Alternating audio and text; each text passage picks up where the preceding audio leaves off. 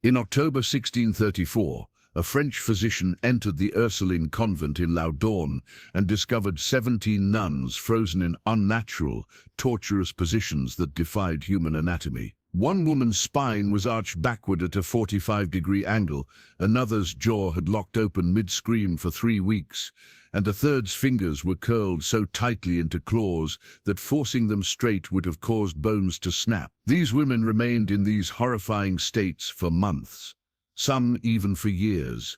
Disturbingly, the Catholic Church not only allowed this to happen, but meticulously orchestrated every stage of the process that transformed living women into human statues. What followed was one of history's most chilling manipulations of psychology, disguised as possession. Historians later tried to erase the event from collective memory, but the truth reveals a deliberate exploitation of the human mind, a mechanism so powerful it still fuels mass hysteria in modern times. The Loudun possessions were never about demons or divine punishment. They were about control, politics, and an early understanding of psychological contagion, weaponized to devastating effect in 17th century France. The official account claimed that the Ursuline nuns were possessed by demons sent by Father Urbain Grandier, a handsome and charismatic priest who had made powerful enemies among Loudun's elite. Grandier had publicly opposed Cardinal Richelieu's plan to demolish the town's fortifications, and was rumored to have seduced several women. Soon, whispers spread that he had sealed a pact with the devil himself. But this story was far more than another case of religious hysteria. It was the product of a calculated 4-step psychological process that church authorities understood well, even if they lacked the medical vocabulary to explain it. It began with Mother Superior Jeanne des Anges, who reported vivid dreams in which Grandier appeared in her cell, attempting to seduce her. Within days, she suffered violent seizures during prayer, contorting her body backward and speaking in strange voices and languages she had never learned. The other nuns were forced to witness her torment repeatedly, 3 times a day, confined to the chapel with no permission to look away or leave. Within 3 weeks, 16 more nuns began to exhibit the same symptoms, screaming obscenities, convulsing, and claiming to be possessed. Church officials quickly intervened, declaring that public exorcisms would purge the convent of evil spirits. They promised salvation, but what followed was a controlled experiment in psychological manipulation, one that medicine today recognizes as a chillingly real manifestation of mass psychogenic illness. The horror began with step 1, isolation. Imagine being a 23-year-old nun in 1634, having lived within the convent walls since age 16, sent there because your family couldn't afford a dowry. The convent was your entire world, the cold stone walls, the echoing prayers, the same faces every day, and a Mother Superior who ruled with absolute authority. When that enclosed world began to fracture, it became a pressure cooker for the human mind, one that the Church was all too ready to exploit. According to physician reports from October 1634, authentic medical records that still survive, Mother Superior Jeanne des Anges began displaying strange symptoms that rapidly spread throughout the convent. These documents reveal a chilling detail often overlooked by historians. The other nuns weren't merely witnesses to Jeanne's seizures, they were compelled to participate in a ritual of observation. 3 times a day, the convent bells would summon every nun to the chapel, where they were required to form a circle around their convulsing superior. For hours, they watched her scream, twist, and speak in unfamiliar tongues. They were forbidden to look away, to leave, or even to close their eyes. The woman who ruled every facet of their lives was now modeling an unexplainable behavior that their minds were forced to process and internalize. The physician François Pidou meticulously recorded the progression. On day 1, only the Mother Superior showed symptoms. By day 7, 2 younger nuns began to tremble during prayer. By day 14, 5 more reported demonic visions, and by day 21, 16 of the 17 nuns were suffering from violent seizures. Modern neuroscience identifies this as mirror neuron activation, a phenomenon where the brain of an observer fires the same neural pathways as the person performing the action. In isolation, without outside perspectives or alternative explanations, the mind cannot easily distinguish between witnessing and experiencing. But isolation in Loudun wasn't only physical, it was informational. The nuns had no contact with the outside world, no visits from family, no letters, no medical insight challenging the narrative of possession. Their only reality was what they were told, that their Mother Superior was possessed, that demons were real, and that they could be next. In that sealed world, fear and faith fused into one powerful force, turning suggestion into physical manifestation. Within 3 weeks, the convent's physician recorded that the seizures among the nuns had become uniform. Every movement, every phrase, every symptom was identical. The women were no longer consciously imitating one another. Their isolated minds had accepted this behavior as the only possible response to their environment. It was at this moment that church authorities intervened, initiating step 2.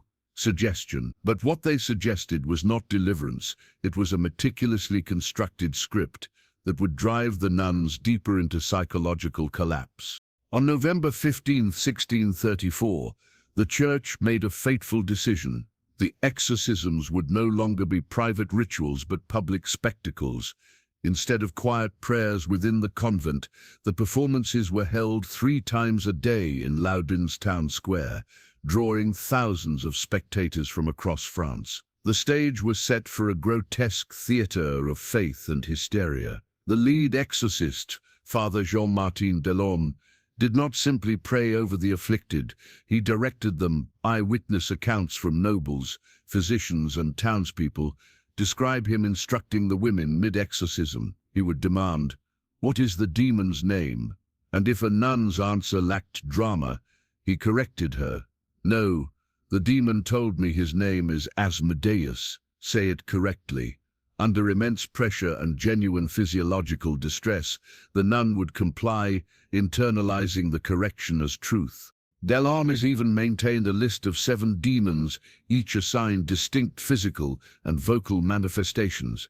Asmodeus made the nuns contort backward, Zabulon forced them to speak in tongues, and Isacharon compelled blasphemy. If a nun's seizures or speech failed to align with the prescribed demonic pattern, the exorcism would continue sometimes for hours until her body conformed. This was not spontaneous possession, it was suggestion through authority, a psychological conditioning process disguised as divine intervention. Through repetition, performance and coercion, belief was transformed into behavior, and hysteria became the church's most powerful proof of the supernatural. And it worked, because the nuns' minds were desperately searching for a framework to make sense of their agony, and the exorcists gave them one, again and again, until belief hardened into reflex. This leads to step 3, repetition. The public exorcisms didn't last for days or weeks, they continued for 8 months. 3 times every day, morning, afternoon, and evening, the nuns were paraded before the crowds, displayed like living relics, and subjected to hours-long rituals. Each session lasted 2 to 4 hours, meaning that over the course of those 8 months, they endured more than 2,000 hours of forced performance. Modern psychology calls this phenomenon repetition-induced automaticity. When a behavior is repeated enough times, especially under extreme emotional and physical stress, it becomes automatic, detached from conscious control. By February 1635, the convent physician Pierre Elan observed that the exorcisms no longer required prompting. The nuns entered seizures spontaneously, their bodies performing the same contortions and speaking the same phrases with eerie precision. Their nervous systems had internalized the possessions so deeply that they no longer needed direction. Their bodies had learned the script. But by this stage, the toll was no longer just psychological. It was catastrophic. Months of violent muscle contractions and physical strain began causing permanent physiological damage. Joints dislocated, muscles tore, and spines began to curve unnaturally. By March 1635, something shifted irreversibly. The convulsions were no longer performances, they had become involuntary and immobilizing. The women's bodies started locking in place, their muscles so overworked they could no longer relax. What the church called demonic rigidity was, in reality, the result of prolonged physical trauma, a breakdown of the body's ability to recover. And this brings us to step 4, collapse, the moment when psychological torment and physiological exhaustion fused into paralysis. What happened next wasn't mystical or divine, it was medical horror. The body reaching its breaking point after months of abuse, frozen in the very shapes the church had demanded it perform. When your muscles contract, they burn through adenosine triphosphate, ATP, the body's fundamental energy currency. Each contraction generates lactic acid and causes microscopic tears that inflame and fatigue the tissue. Under normal circumstances, rest allows the body to repair itself. But the Ursuline nuns of Loudun never rested. They were forced into violent seizures 3 times a day, every single day, for months. By April 1635, physician Guillaume Désir documented something that even terrified the exorcists. The convulsions no longer stopped. The women's bodies had begun to seize permanently. Sister Claire de Cécile's hands had curled into rigid claws, her fingers locked, not from will but from biology. Her tendons had shortened from months of constant contraction. The condition is now known as flexion contracture, the same phenomenon seen in severe burn victims, whose scar tissue pulls limbs into permanent positions. Another nun, Sister Louise Desnoyers, developed a condition physicians today would call opisthotonus, a full-body spasm so violent it bends the spine backward and can fracture vertebrae. She remained arched for 6 agonizing weeks. When doctors finally managed to straighten her, she couldn't walk for 3 months. Her muscles had simply forgotten how. This was step 4, physical exhaustion, and it had nothing to do with demons. It was biomechanics, pure and devastating. Muscles have a breaking point. Force them to contract intensely and repeatedly without rest, and they physically lock. The fibers form cross bridges that refuse to release. The fascia, the connective tissue surrounding each muscle, hardens and loses elasticity. Meanwhile, the nervous system, overwhelmed by constant stress, stops sending the signals needed to relax. By June 1635, 7 months into the exorcisms, 11 of the 17 nuns exhibited permanent deformities, arched spines, clawed hands, jaws locked open, and tongues protruding from their mouths, paralyzed by spasms. The most tragic case was Mother Superior Jeanne d'Angers herself, the woman who had begun the ordeal. Medical records describe her as frozen in torment for 3 years. Her spine remained curved, her hands twisted, her face locked in a permanent grimace of agony. Physicians tried every treatment they knew, massages, heated compresses, even breaking and resetting bones, but nothing worked. Modern medicine now explains why. Chronic muscle contracture isn't simply tension or fatigue, it's structural remodeling. The tissue itself changes shape. Without advanced physical therapy, muscle relaxants, or neurological interventions, none of which existed in the 17th century, there was no escape. The nuns of Loudun lived on as human statues, trapped within the prisons of their own bodies, long after the church declared them cured. And yet beneath the rituals, the prayers and the spectacle, one haunting question remained unspoken in 1635. What if it was never possession at all, but the human mind broken and remade by fear? If demons were truly at work, why did the events follow such a predictable, medically traceable pattern? And more importantly, what finally broke the spell? The answer lies in a truth the church never wanted the world to know. While the Ursuline nuns lay trapped within their own paralyzed bodies, Father Urbain Grandier, the man accused of summoning their torment, was condemned to death. He was burned alive in the public square of Loudun, convicted on testimony given by women who could barely move, let alone testify. Beneath the religious spectacle lay a far more human mechanism, one that modern neuroscience would centuries later recognize as mass psychogenic illness. Fast forward nearly 400 years to 2025, where neurologists at a medical conference are presenting research on mass psychogenic illness, once known as mass hysteria. The new terminology matters because these symptoms aren't imaginary or faked. They are deeply real, physiological responses to psychological stress. The diagnostic criteria are clear. Multiple individuals in a close social group begin exhibiting identical symptoms with no organic cause. The condition spreads through observation and shared emotional bonds, and the symptoms emerge not from infection or injury, but from the nervous system's attempt to process overwhelming stress. When you map those criteria onto Loudun in 1634, the pattern becomes undeniable. Step 1. Isolation created a closed environment where no external information or alternative explanations could enter. The convent was its own world, and fear had no competition. Step 2. Suggestion came from authority. The church provided a script of possession, instructing the women exactly how demons behaved. Their desperate minds accepted it.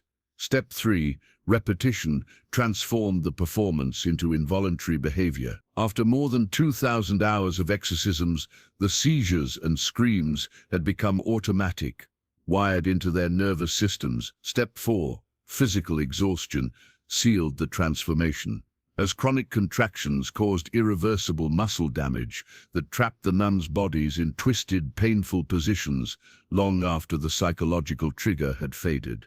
This four-step process destroyed not only the women's health, but also Grandier's life.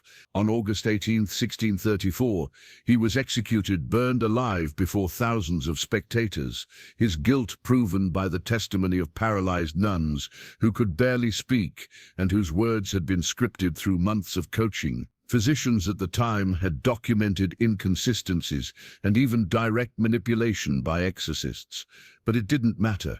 The church had its miracle, Richelieu had his scapegoat, and Loudun had its martyr. What appeared to be demonic possession was, in truth, one of history's earliest and most horrifying examples of weaponized psychology, a case study in how isolation, authority, repetition, and exhaustion can turn faith into obedience, hysteria into evidence, and human beings into instruments of power. Father Urban Grandier's true crime was not witchcraft or demonic conspiracy. It was defying Cardinal Richelieu's political ambitions. But in the eyes of the church, the frozen, contorted bodies of the Ursuline nuns were undeniable proof of possession. How could anyone argue against a spectacle so vivid, so public, and so drenched in fear? The tragedy didn't end in Loudun. The church refined and repeated this method across Europe for decades. In Louviers, France, 1647, another outbreak unfolded with eerily similar symptoms and public exorcisms, leading to identical cases of permanent muscle contractures. Loudun, France, 1658, followed the same pattern. Even in Mora, Sweden, 1669, a Protestant setting, the same four-step process appeared. Isolation, suggestion, repetition, and exhaustion. Each time, political enemies were destroyed. Each time, women's suffering became evidence of evil. But one woman's recovery revealed the truth the church never wanted exposed. In 1638, 3 years after the Loudun possessions began, Mother Superior Jeanne des Anges was moved to a new convent, far from exorcists, crowds, and the constant expectation to perform possession. For the first time, she was surrounded by women who treated her condition as medical, not spiritual. Over the next 6 months, her body began to release its rigid hold. Her muscles slowly relaxed. The miracle of her healing wasn't divine. It was psychological relief and gradual physical rehabilitation. Once the social and emotional triggers were removed, her body could begin to remember how to move again. The entire phenomenon of Loudun can now be understood for what it was, a medically consistent case of conversion disorder where extreme psychological distress manifests as genuine physical symptoms. The Church had not uncovered demons. It had discovered a weaponized understanding of the human mind, one that could manipulate faith, fear, and biology to devastating effect. And that weapon is still being used.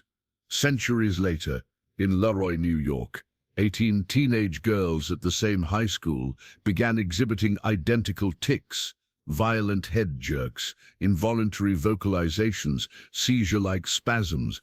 Doctors found no infection, no toxins, no neurological disease. The symptoms spread as media attention grew. The final diagnosis, mass psychogenic illness, the same process once mistaken for possession, isolation, suggestion, repetition, and exhaustion. Even the digital age has resurrected the mechanism. Between 2020 and 2025, neurologists tracked a surge of TikTok-induced tic disorders, thousands of teenagers, mostly girls, developing identical Tourette-like behaviors after repeatedly watching creators with tics. The same 4 steps: social isolation, authoritative suggestion, repeated exposure, and mental exhaustion had simply migrated online. The pattern that began in a 17th century convent still echoes today. The demons were never real, but the power of belief, imitation, and fear remains one of humanity's most potent and dangerous forces. Today, neurologists are publishing studies showing how social media has accelerated mass psychogenic illness to viral speed. The same 4 factors that once destroyed a convent now operate on a global scale: isolation, suggestion, repetition, and exhaustion. The difference is that the walls of the Ursuline convent have been replaced by the algorithms of digital platforms. Each scroll, each video, each echo of shared emotion reinforces the same neural patterns that once gripped the nuns of Loudun. But here's what must be understood. Those women were not weak, nor gullible, nor victims of superstition. They were human beings reacting exactly as human nervous systems are built to react under specific psychological and social pressures. When isolated from outside perspectives, guided by authoritative voices, and made to repeat intense emotional behaviors day after day, their minds and bodies aligned into one catastrophic pattern. The uncomfortable question is this: could you resist it? If you were cut off from other viewpoints, constantly coached by authority figures, and forced to repeat the same emotional or physical response for months, would your body truly behave differently? The truth is, none of us are as immune to influence as we like to believe. The story of Loudun is not ancient history. It's a warning. The same mechanisms that once turned faith into paralysis are alive today, amplified by technology and disguised as connection. And as this series continues, the next chapter will uncover how the exact same 4-step process resurfaced decades later during the Salem witch trials, where 20 people died and an entire colony was traumatized. The methods haven't changed, only the stage has.